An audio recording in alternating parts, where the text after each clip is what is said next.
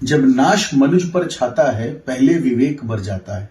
रामधारी सिंह दिनकर ने रश्मि रथी में यह बात बहुत ही उपयुक्त कही है और संभवतः ऐसा बांग्लादेश के साथ अब होने भी वाला है। इनके जो इस समय के de facto head of the state हैं, जो कि मोहम्मद यूनुस हैं, एक तरह से प्लांटेड हैं अमेरिकन डीप स्टेट के, वो चीन जाते हैं और चीन जाकर वो बांग्लादेश में निवेश करने के लिए चीन को आमंत्रित करते हैं।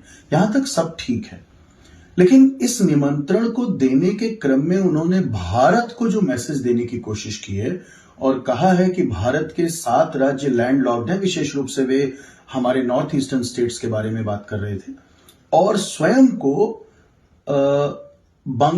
बे ऑफ बंगाल का गार्जियन घोषित किया है। So we are the only guardian of bay of Bengal. That is what the statement of this person Muhammad Yunus was there in China and he said India has 7 states which are landlocked। तो एक तरह से 2 तरह का message दे रहे हैं। वो न सिर्फ चीन को निवेश करने के लिए आमंत्रित कर रहे हैं, बल्कि वे ये भी बता रहे हैं कि अगर चीन तो उत्तर में है ही, तिब्बत में सिलीगुड़ी कॉरिडोर से थोड़ा उत्तर में आप जाएंगे तो चुंबी वैली का क्षेत्र है, वहां तो चीन की एंट्री है ही। और इधर वो बे ऑफ बंगाल में चीन को एक अपनी तरफ से एक हेवन देने की कोशिश कर रहे हैं। तो वो क्या कहना चाह रहे हैं कि हमारे जो नॉर्थ ईस्टर्न स्टेट्स हैं वो इन दोनों के बीच में सैंडविच हो जाएंगे। नॉर्थ में भी चीन है और बे ऑफ बंगाल में भी चीन आ जाएगा। ये भारत को एक मैसेज दे रहे हैं, भारत को आप कह सकते हैं धमकी दे रहे हैं, लेकिन उनको यह नहीं समझ में आ रहा है कि बांग्लादेश स्वयं चारों तरफ से लगभग भारत से घिरा हुआ है। बे ऑफ बंगाल में भी हर हाल में इंडियन नेवी का मुकाबला अभी कोई दूसरी नेवी नहीं कर सकती है।